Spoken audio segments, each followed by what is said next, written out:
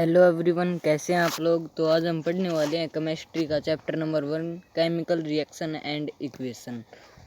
तो आप यदि मैट्रिक्स ओलंपियाड की तैयारी कर रहे हैं तो भी इस वीडियो को देख सकते हैं। सीबीएसई की तैयारी सीबीएसई से क्लास 10th की तैयारी कर रहे हैं तो उसके लिए भी देख सकते हैं, एचबीएसई के लिए भी।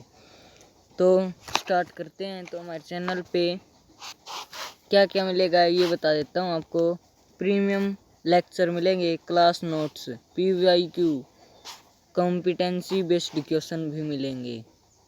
तो स्टार्ट करते हैं। Chemical reaction and equation. सबसे पहले जोश लेवल कितना है। जोश लेवल 100/100 होना चाहिए ताकि हम अच्छे से इस चैप्टर को पढ़ सकें। सबसे पहले आता है physical change. Physical change do not involve chemical change. Physical change के अंदर केमिकल चेंज इन्वॉल्व नहीं होता।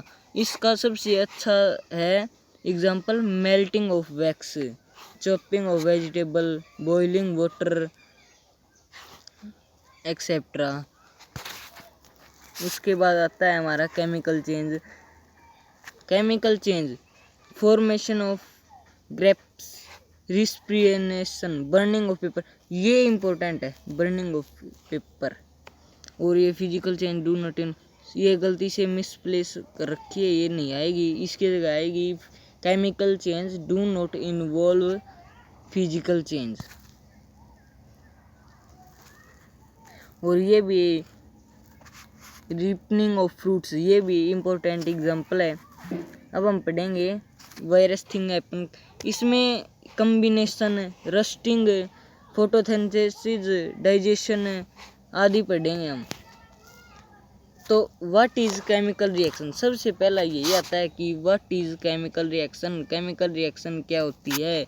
द प्रोसेस ऑफ इंटरेक्शन, इसको छोड़ो, आप मैं बताऊं वो पढ़ लेना।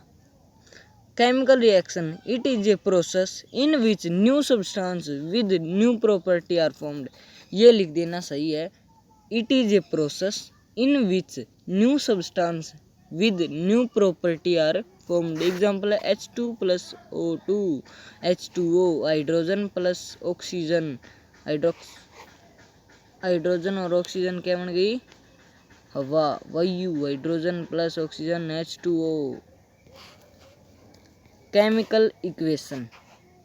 अब केमिकल इक्वेशन क्या होती है। केमिकल इक्वेशन में हम लिख सकते हैं when chemical reaction represented by symbol and formula is known as chemical equation. फिर से रिपीट करता हूँ, when chemical reaction represented by symbol and formula is known as chemical equation. तो H2 प्लस O2 H2O। तो ये H2 है ना, एक मिनट, जैसे ये H2O2 है, ये क्या होता है, ये तो होता है रिएक्टेंट।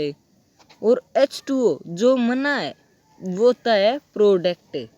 जैसे ये H2O2 है, इनको जोड़ कर क्या बना है H2, ये तो हो गया प्रोडक्ट। और H2 प्लस O2 है, ये हो गया हमारा रिएक्टेंट। आगे पढ़ते हैं।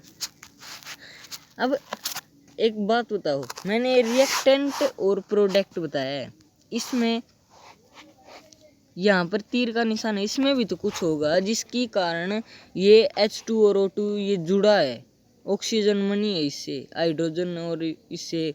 तो ये तीर के निशान में भी तो कुछ लगता है ना, इसीलिए तो ये है हीट, सनलाइट, प्रेशर, उनकी ये भी लगते हैं। जैसे AgBr है, AgBr क्या होता है, सिल्वर ब्रोमाइन। Ag ये तीर का निशान दिख रहा है, रिएक्शन का निशान, इसमें सनलाइट हुई, इसलिए हमारा क्या हो गया Ag और Br। Calcium CaCO3, calcium chloride, CaO, calcium oxide plus CO2, carbon dioxide. अब catalyst A plus B equal C, example है ये। तो चलो मैं अच्छे से समझाता हूँ दूसरे एग्जाम्पल से। जैसे दो दोस्त हैं, उनके बीच में लड़ाई हो गई। तीसरा दोस्त आता है, वो कहता है कि उसको तो ये बोलता है कि वो गलत है, और दूसरे को जाके बोलता है कि ये भी गलत है। तो ये बीच में तो आता नहीं और लड़ाई को बढ़ा देता है। वो कैटलिस्ट होता है जो बीच में नहीं आता। प्रिसिपिएट फॉर्म्ड, प्रिसिपिएट जैसे ये PbNO3 एक्वस में, 2NaL एक्वस में, PBl सॉलिड में हो गया, और NaNO3 इसमें हो गया एक्वस में। अब ये कैटलिस्ट है ना, इसकी ये वाली कोई ये पूछ ले कि कैटलिस्ट की डेफिनेशन बताओ, तो ये लिख सकते हैं हम, any substance that increase the rate of reaction without itself being consumed, ये वाली। अब हम पढ़ेंगे फिजिकल स्टेट। कार्बन सॉलिड में, ऑक्सीजन गैस में क्या बन गया, CO2 कार्बन डाइऑक्साइड। ये फिजिकल स्टेट है। जैसे कार्बन तो सॉलिड में हो गया, O2 गैस हो गई, तो ये इन दोनों को जुड़कर क्या हो गया, CO2 कार्बन डाइऑक्साइड, ये गैस में हो गया, फिजिकल स्टेट है। आगे बढ़ते हैं। अब ये मेन लेसन यहाँ से शुरू होता है, chemical type of chemical reaction. ये 4 टाइप की होती है। कम्बिनेशन रिएक्शन, एक मिनट,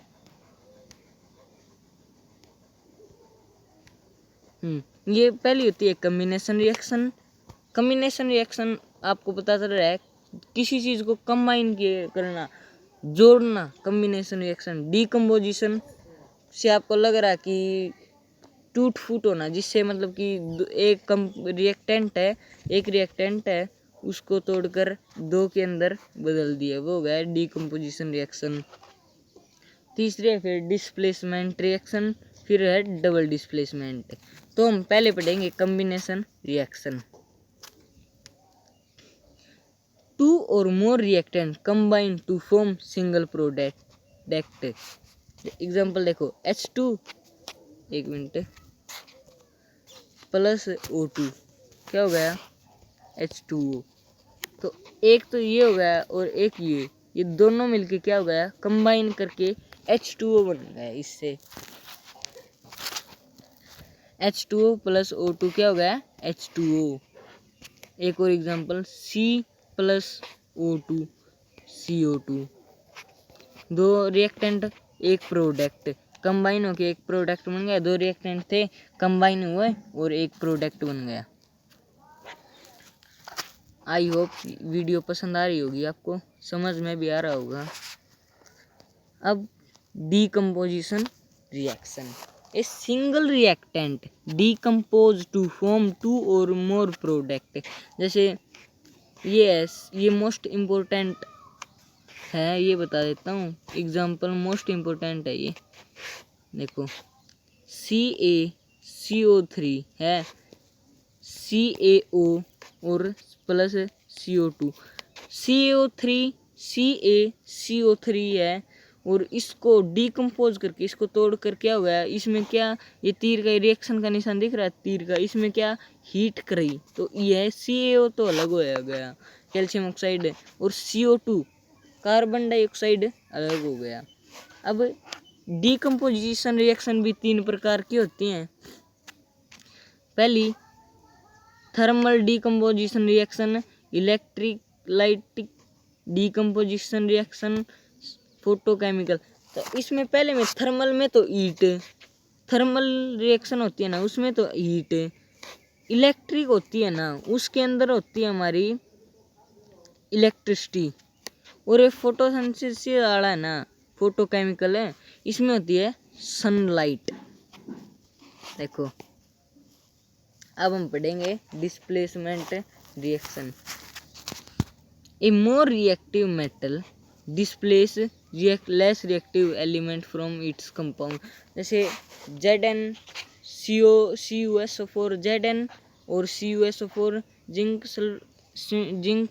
ये तो Zn हो जिंक, यहाँ पर CuSO4 हो गया, तो इसको Zn है ना, ये Zn तो एक मिनट अच्छी समझाता हूँ आपको।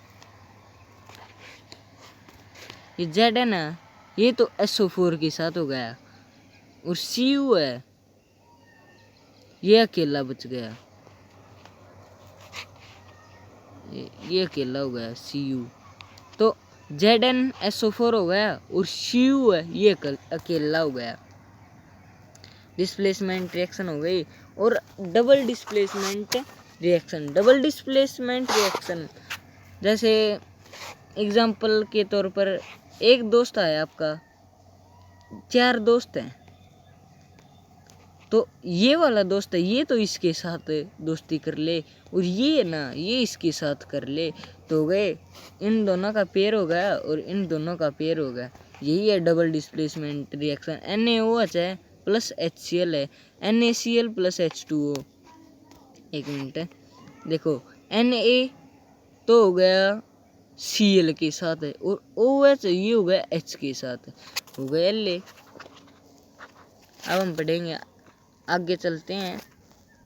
Type of reaction, basis of energy flow.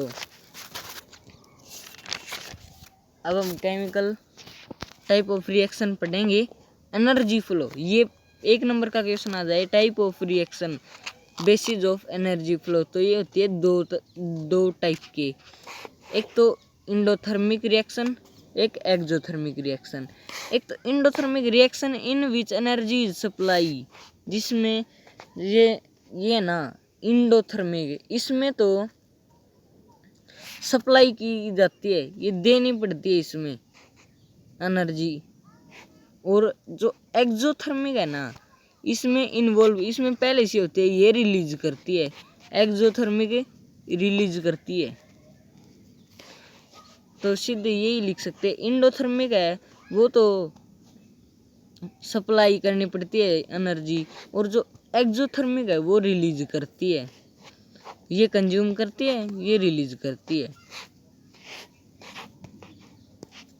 Example CaCO3 CaO plus CO2, ये इम्पोर्टेंट एग्जाम्पल है, ये हर चीज में आता है। CH4 plus H2O, CH4 plus O2, CO2 plus H2O। आगे बढ़ते हैं। Decomposition reaction, decomposition reaction endothermic. तो इसमें देखो थर्मोलाइसिस है, इसमें हीट और थर्मल, हीट और थर्मल, एक मिनट, हाँ, हीट और थर्मल, और इसमें बैकवर्ड ऑफ लाइसिस, लाइट और फोटोलाइसिस में लाइट और photo, break down lysis, electricity और इलेक्ट्रो ब्रेकडाउन लाइसिस। एग्जाम्पल है देखो, थर्मोलाइसिस में CaCO3 प्लस हीट, तो CaO प्लस CO2, ये मैंने 3-4 बार करवा दिया, ये इम्पोर्टेंट है, फिर से बता रहा हूँ।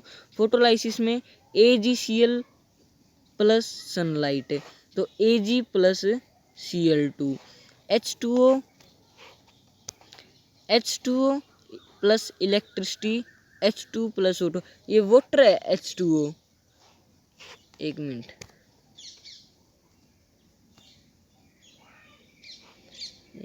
हाँ देखो, H2O है, तो इसके अंदर ये रिएक्शन का निशान है, इसमें हमने इलेक्ट्रिसिटी दी, तो H2 तो अलग रह जाएगा और ऑक्सीजन अलग रह जाएगी, हाइड्रोजन तो अलग हो जाएगी और ऑक्सीजन अलग हो जाएगी। अब रिडॉक्स रिएक्शन इम्पोर्टेंट है।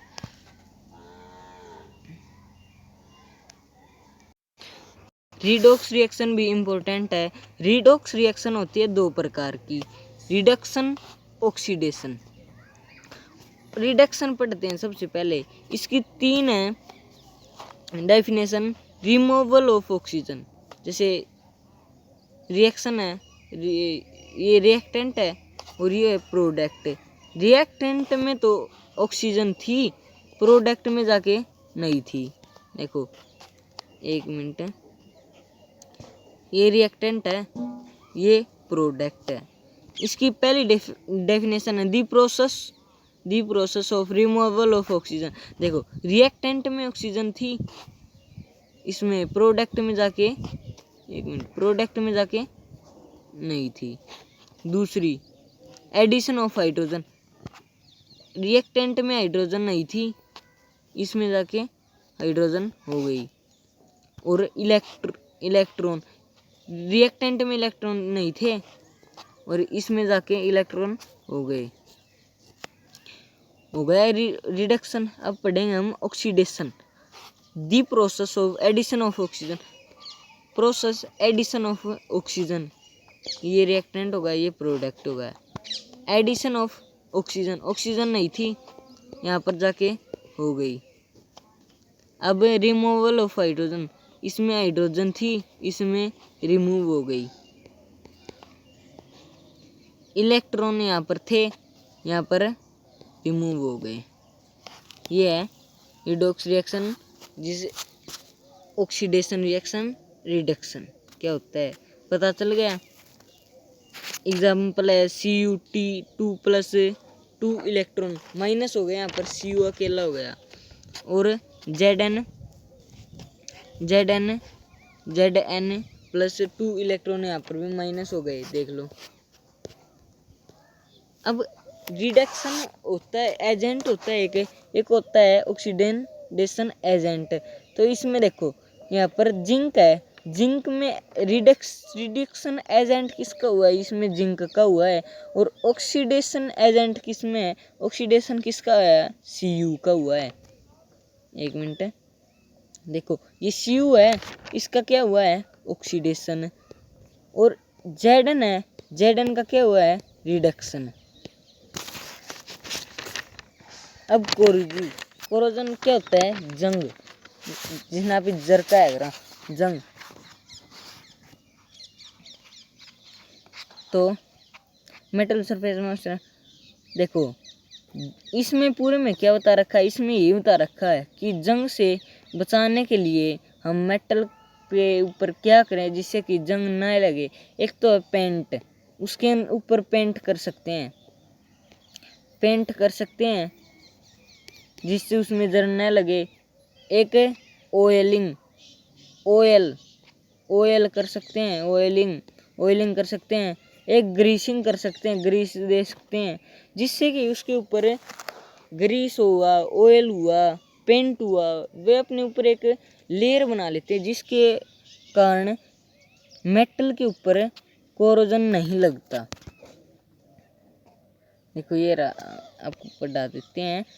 Fe है और O2 और H2 हाइड्रोजन आयरन ऑक्साइड, इसमें जंग लगता है। और Cu है, कॉपर है, कॉपर के अंदर CO2 और H2 मिलने के कारण लगता है। Ag है, Ag के अंदर सिल्वर होने के कारण ब्लैक हो जाता है, उसमें जंग लग जाता है। अब रेंसिडिटी मीन्स रेंसिडिटी क्या होती है, देखो रेंसिडिटी, हम चिप्स का पैकेट लेके आते हैं, चिप्स के पैकेट के अंदर हवा भरी होती है, वो असली में क्या होती है, नाइट्रोजन। वो नाइट्रोजन होती है जिससे कि जैसे ये चिप्स हो गई यहाँ पर, और यहाँ पर नाइट्रोजन भरी होती है जिससे कि नाइट्रोजन, ये जो चिप्स हैं ये इन ऑक्सीजन के साथ में ना मिले, जिससे वह खराब नहीं होती। हम चिप्स का पैकेट लेके आते हैं, उसको खोल कर और बाहर रख दें, 1 घंटे के लिए रख दें, उसका टेस्ट चेंज हो जाएगा, वो सिले हो जाएंगे। वही होती है रेंसिडिटी। रेंसिडिटी की हम डेफिनेशन लिख सकते हैं इसको, अगर आप नहीं करना चाहो तो, the process in which change in odour and taste oily and fatty food particles by oxidation is called rancidity. The process in which change in odor and taste oily and fatty food particles by oxidation is called rancidity. हो गया। अब हमारा आएगा, ये वही बता रखा है, हमारा चैप्टर हुआ कंप्लीट। आई होप आपको यह चैप्टर कंप्लीट समझ में आया होगा, और आप मेरे चैनल को सब्सक्राइब करें, वीडियो को लाइक करें। और यदि कोई मैट्रिक्स की तैयारी कर रहा है जो 2000 2024 को अक्टूबर की 13 तारीख को पेपर है, उसकी तैयारी करना चाहता है तो मेरे चैनल को सब्सक्राइब करें। और कहीं भी उसकी तैयारी नहीं करवा रहे, मेरे चैनल पे मैं करवाऊँगा। अब ये वीडियो के बाद इसके इम्पोर्टेंट MCQ आएंगे, 50 MCQ, जिससे कि आप पहला चैप्टर कंप्लीट रूप से याद कर सकते हैं और मैट्रिक्स के लिए अच्छी तरह से तैयारी कर सकते हैं। और यही चैप्टर के इम्पोर्टेंट क्वेश्चन मिलेंगे, नोट्स मिलेंगे। नोट्स मेरे चैनल पे पहले से वीडियो डली हुई है, आप उनको जाकर देख सकते हैं। तब तक के लिए बाय बाय।